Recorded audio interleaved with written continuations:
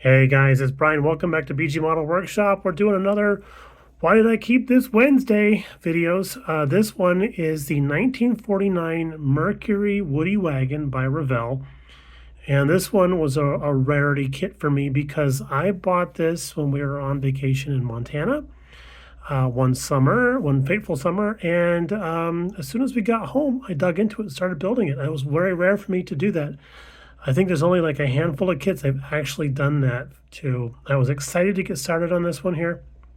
I loved how it looked on the box art, so I went ahead and built this one just like the box art. And the funny thing about this model is I had just finished this before I started my YouTube channel, and then we all know how that went. But honestly, this one here was kind of like the cusp between going from tester enamels, airbrushing tester enamels, and moving to the world of Tamiya and splash paints and stuff like that. So this is one of the last ones I painted with Testors jar paints. It was a bit of a tedious process. I think the overall color is desert sand, if I remember correctly. And I didn't have much luck spraying it. I think this is one of the things that really just like made the whole process of trying to mix Testors paints something that didn't really work out for me very often. I know that other people can do magical things with that, but it wasn't really for me. Not knocking the paints at all, just saying that it didn't work out for me. I did my very best with it. I just could not get the mixture quite right. It was, tail end of summer here, so the humidity was up. It was hot, and I did my best with trying to get my ratios all figured out and everything, but still had a lot of pebbling on the body and texture. And I did my best trying to do some wet sanding and bring that texture down. And then I thought, you know what? I did a really great job with that Future Floor Wax floor polish on that green Cuda years and years ago. Let me go ahead and try that on this guy. So I tried it on this guy, and I got brush strokes all through it. It just did not come out well at all. I ended up trying to wet sand that down, and it came out with this kind of a dull texture look to it. So I thought, you know what? Let's just let's just go with it. All the decals you see on here are actually available in the kit, especially the little tiki head. I love that tiki head. That is just so cool. I mean, if I was going to get a tattoo, that would be something I would definitely consider. And the car does come with Hawaii license plates, so I thought that was pretty apropos for this guy here. And it does have wood grain style decals for the wood trim, but the lighter color wood doesn't. I actually hand painted all that with a couple of open jars of Testors paints, and I based everything in, I think it was their wood color, and then I came back over the top of that with two different types of brown, and I cannot recall what they were right now, but I did a lot of the streaking and stuff on the wood panel, on the I guess frame is what we would call it. Come back over the frame with everything, and just lay down knot holes and swirl marks and get some burl striping and stuff on there. And it's a very organic process. It's not going to look the same no matter how many times you do it. And I just love how it came out. I really wish the rest of the car came out better. I do have another one of these in the stash. I will be building that possibly as the tow vehicle for the Curtis Midget that we're working on. And I want to take another whack at doing this wood trim here. See if it's one of those deals where it's like, was this a one-shot deal, or is this something I'm actually good at doing? I guess is the best way to say that. The engine in this little beastie is actually pretty well detailed. It's got if I remember correctly, a Beehive air oil cooler. Let me just see if I can fight with the hood here because she is a little snug. There we go.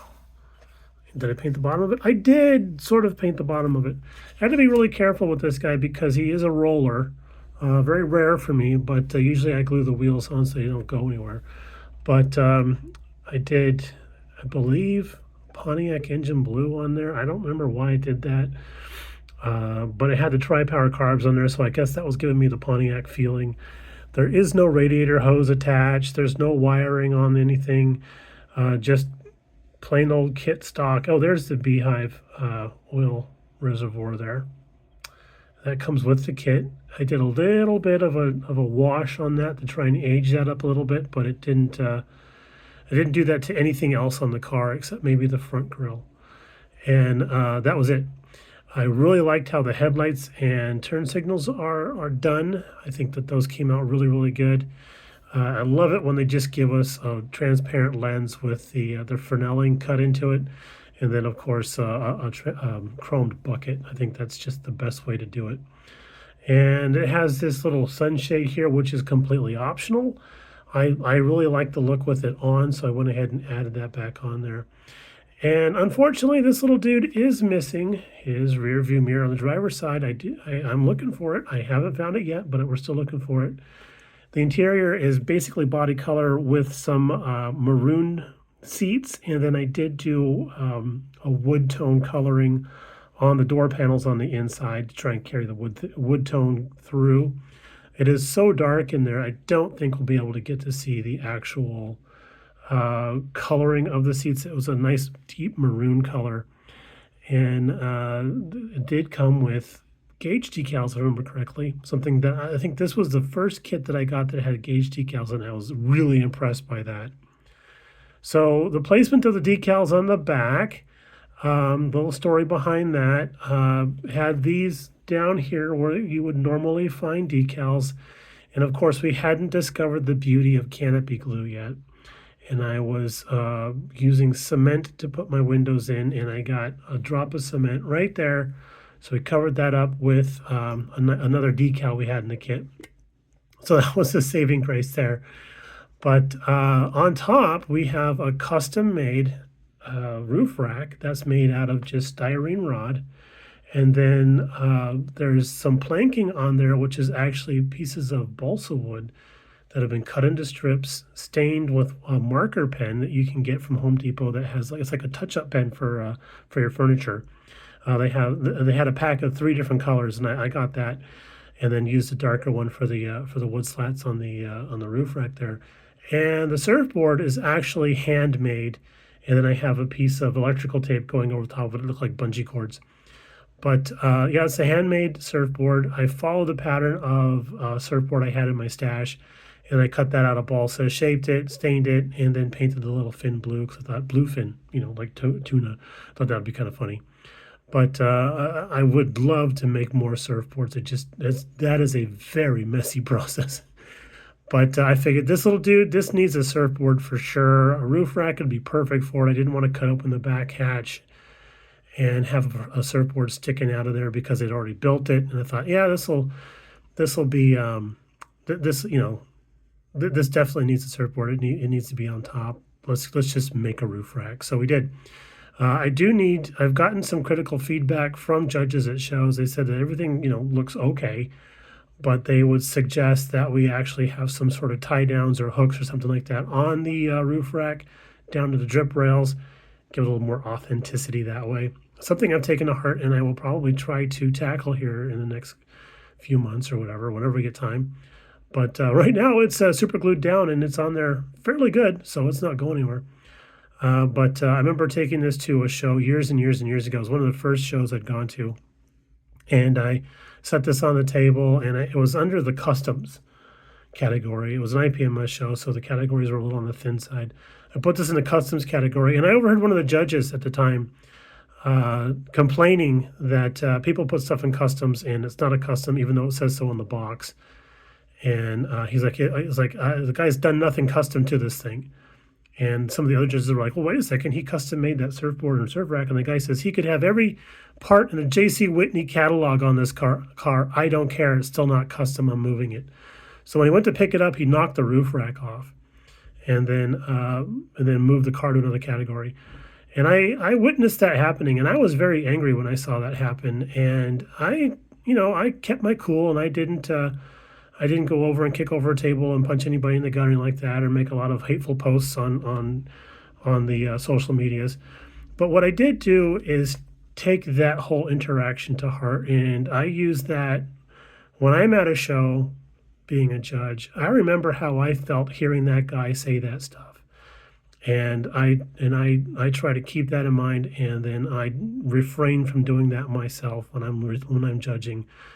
And if anything, I never got anything for the car award wise, anything. But if anything, that was one of the reasons why I wanted to keep this car in my collection, because not only did I have a lot of fun making that wood grain and doing the custom roof rack and surfboard, but the memory behind that judge bad mouthing my model kit and then breaking it and then saying nothing about it afterwards really stuck with me and made me become the judge I am today, because now that guy really showed me how not to do it.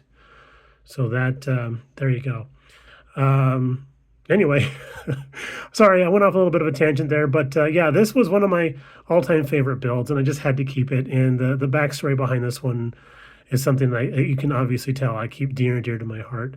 So every time I look at this model kit, I think about how I judge and how people out there do their judging, and at the end of the day, the communication that we have with the people that we're judging the model kits of, how well that goes. So there you go. Hopefully that all makes sense. I know I'm doing a bit of a ramble here, but hey, it's Tuesday, and got nothing else to do. So there you go. You get my time 100%. Anyway, that's going to be it for this one. Y'all guys, you take it easy. We'll talk to you in the next one, and thanks for tuning in and watching. Bye now. I need to find that thing. You know, I could probably just make that mirror piece. It was just a little circle. I bet I could make that.